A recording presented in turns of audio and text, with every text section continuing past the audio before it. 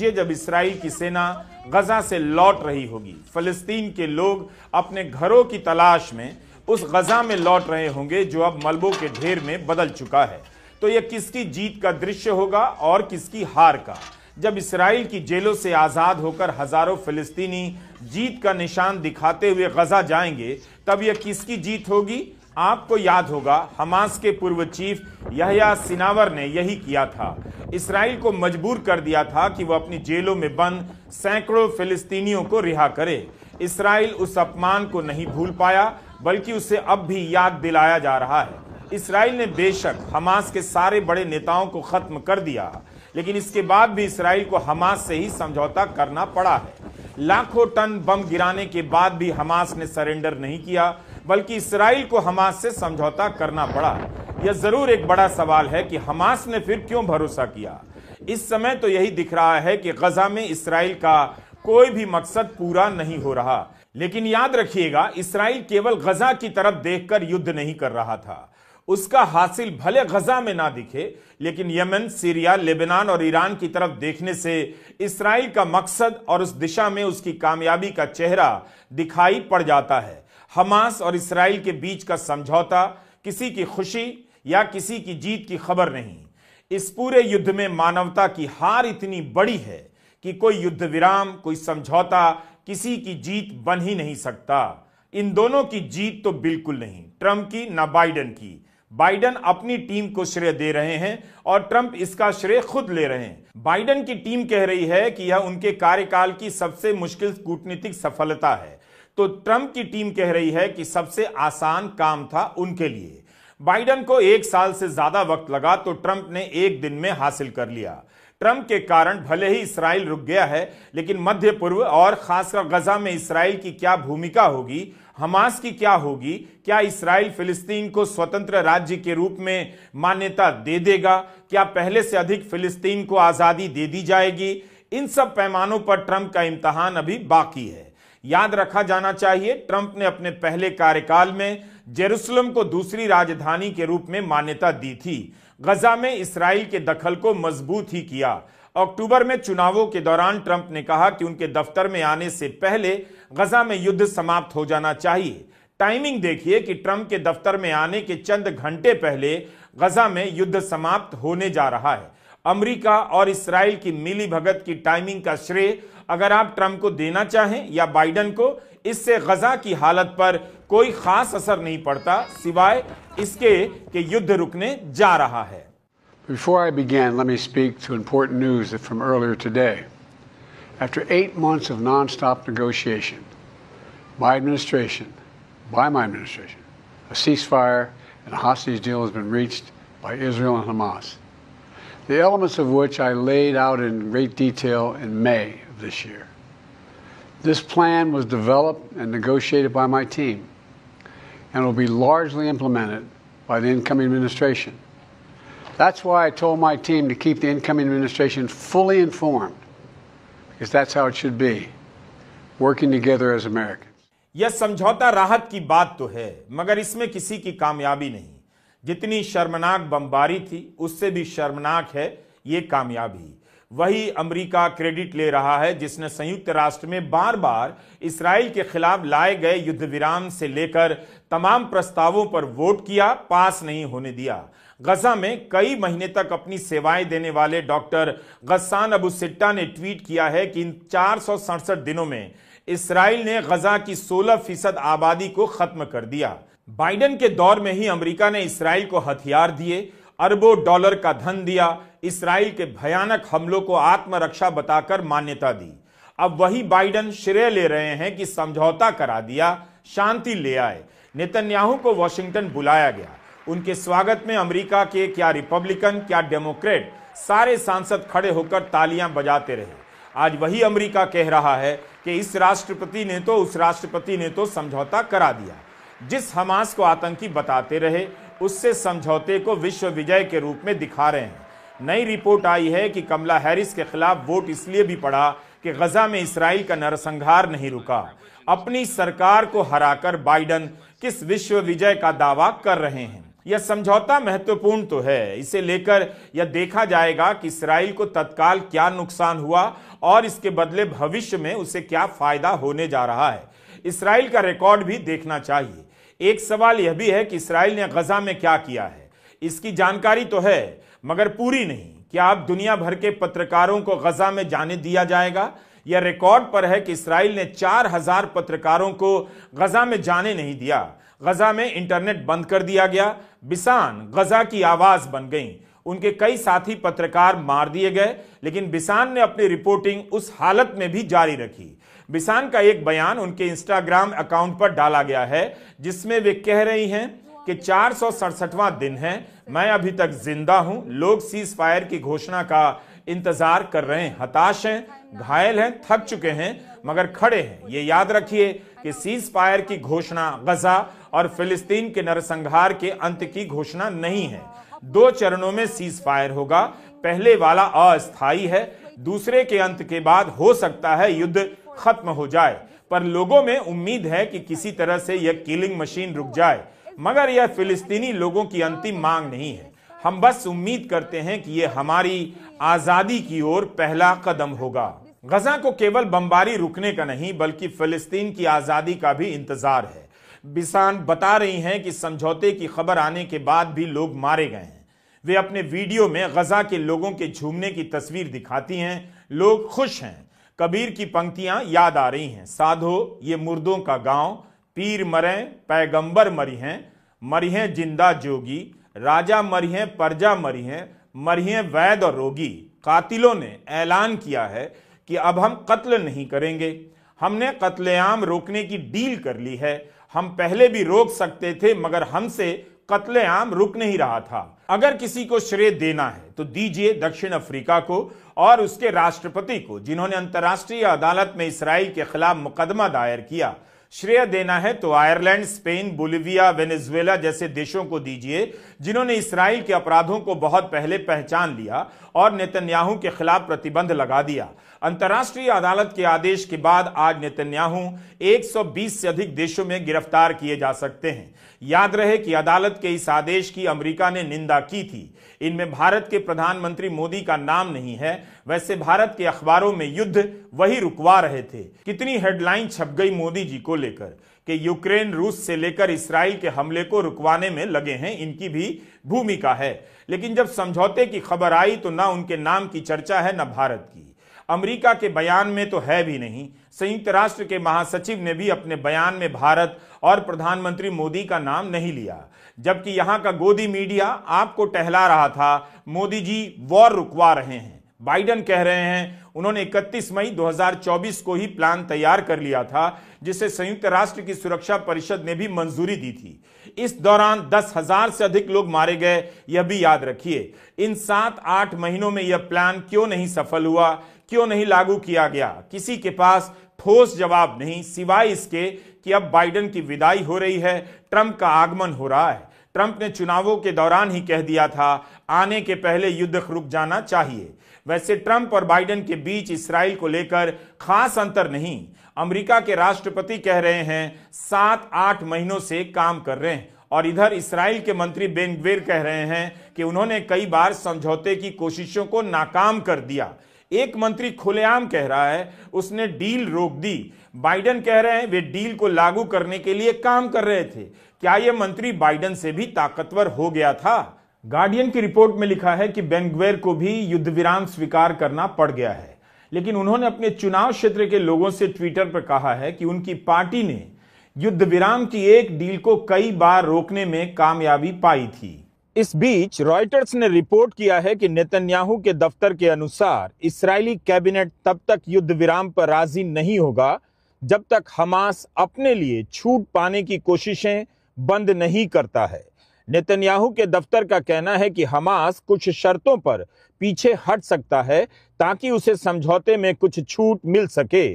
इस्राएली cabinet इस मुद्दे पर तब तक बैठक नहीं करेगी जब तक मध्यस्थता कराने वाले देश यह साफ नहीं करते कि हमास ने सभी शर्तें मान ली हैं। इन बातों से यही लगता है कि समझौते को लेकर अभी बहुत सारी अड़चनें हैं, लेकिन इसका क्या कीजिएगा कि बाइडेन और ट्रंप ने अभी से ही अपना क्रेडिट लेना शुरू कर दिया है। इसराइल ने जब हमास के नाम पर गजा पर हमला किया तब भारत के दक्षिणपंथी भी उत्साहित हो गए। इसराइल उनका आदर्श बन गया, लेकिन 15 महीने तक सघन बमबारी के बाद भी वह हमास से जीत नहीं सका।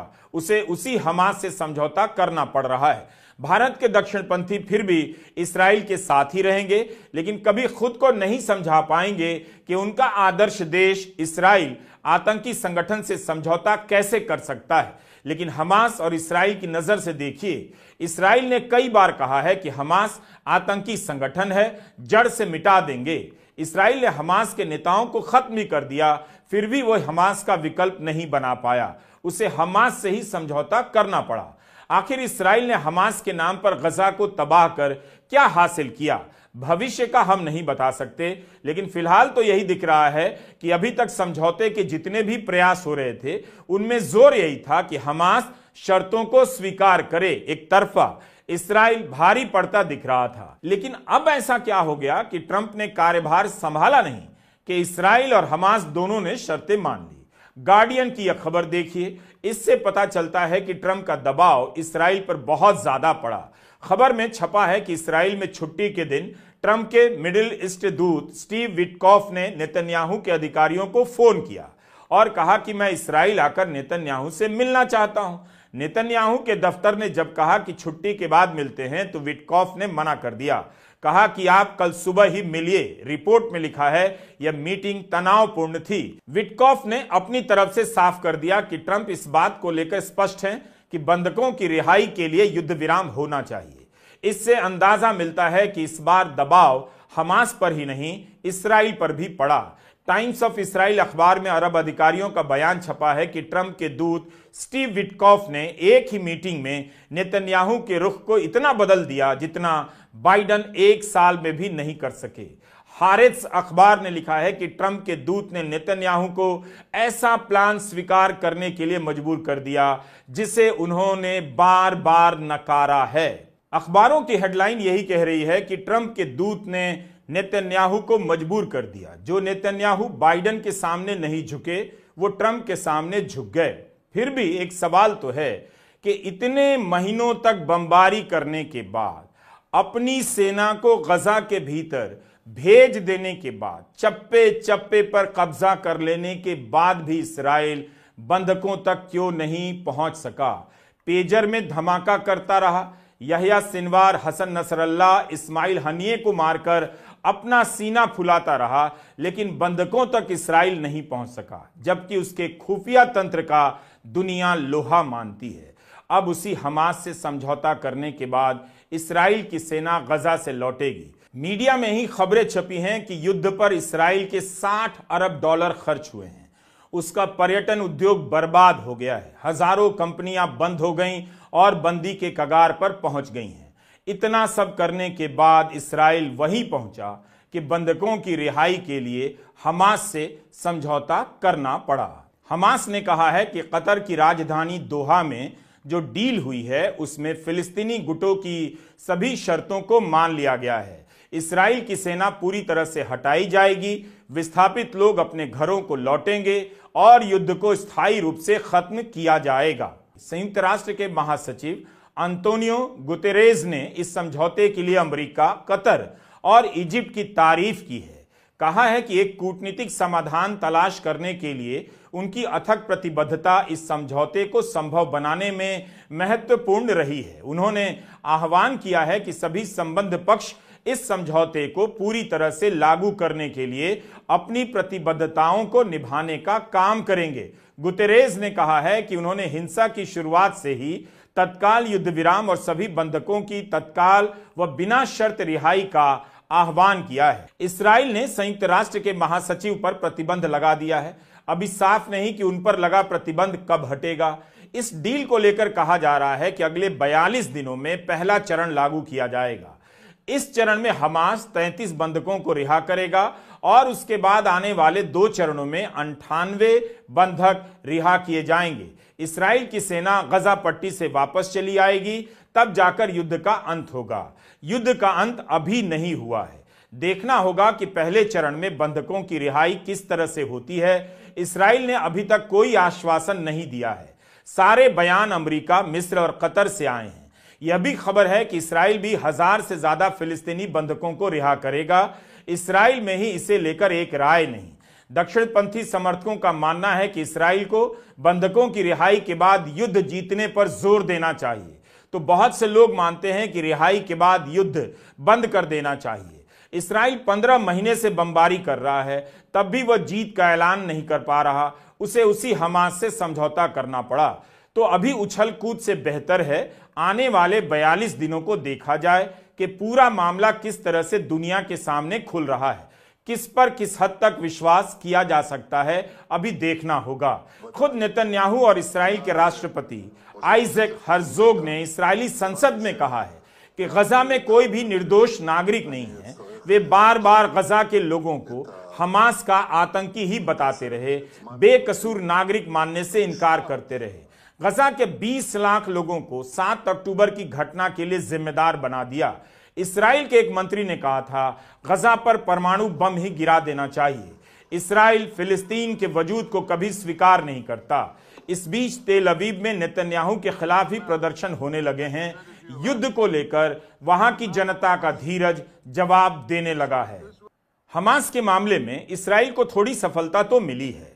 नवंबर 2023 में हमास ने 105 बंधकों को रिहा किया था। उस समय एक सप्ताह के लिए सीज फायर की घोषणा हुई थी। तब इसराइल अपनी जेलों से 240 फिलिस्तीनी नागरिकों को छोड़ने के लिए मजबूर हुआ था। लेकिन अब उसे समझौता क्यों करना पड़ा? अच्छी बात है, बंधक रिहा हो रहे हैं, सुरक्षित घर लौट रहे हैं और अमेरिका ने उनकी रिहाई सुनिश्चित कर दी है। उनकी कहानी सामने आएगी तब और भी बहुत बातों का पता चलेगा। नेतन्याहू के सामने एक बड़ी चुनौती है ट्रंप के साथ उन्हें अगले 4 साल तक डील करना है। ट्रंप इसराइल के हितों के एकदम खिलाफ जाएंगे और फिलिस्तीन के सपनों को पूरा करेंगे, इस भ्रम में किसी को भी नहीं रहना चाहिए। अभी इसराइल ईरान को और कमजोर करने के लिए ट्रंप पर निर्भर रहेगा, सऊदी अरब से और बेहतर डील करने के लिए निर्भर रहेगा। ट्रंप के पहले कार्यकाल में सऊदी अरब और इसराइल के बीच कूटनीतिक संबंध कायम हुआ। यह सब इसराइल के मंसूबे के हिसाब से ही है। तो ऐसा नहीं है कि ट्रंप ने इसराइल को कुछ नहीं दिया, काफी कुछ दिया है। इसराइल ने युद्ध जरूर किया, लेकिन अकेले अपने दम पर नहीं, अमेरिका के पैसे और सैनिक मदद के दम पर। इससे इसराइल की कमजोरी भी दिखी कि वह अकेले नहीं लड़ सकता। इसलिए भी नेतन्याहू ट्रंप को नाराज नहीं कर सकते, जिनकी घोषित नीति है कि अमेरिका दूसरे की जमीन पर युद्ध नहीं करेगा। अरब देशों को इसमें कुछ नहीं मिलने वाला। पहले भी उनकी भूमिका नाम की थी, आगे भी रहेगी। अरब देशों के पास ना तो नैतिक शक्ति है, ना सैनिक शक्ति। संयुक्त राष्ट्र के महासचिव ने इस समझौते को पहला कदम बताया है। कहा है कि हमें बड़े लक्ष्य को हासिल करने के लिए सभी प्रयास करने होंगे। ये लक्ष्य क्या है? इसराइल के कब्जे वाले फिलिस्तीनी क्षेत्र की एकता, उनकी एकजुटता और अखंडता की बहाली का। क्या इसराइल इसके लिए तैयार होगा?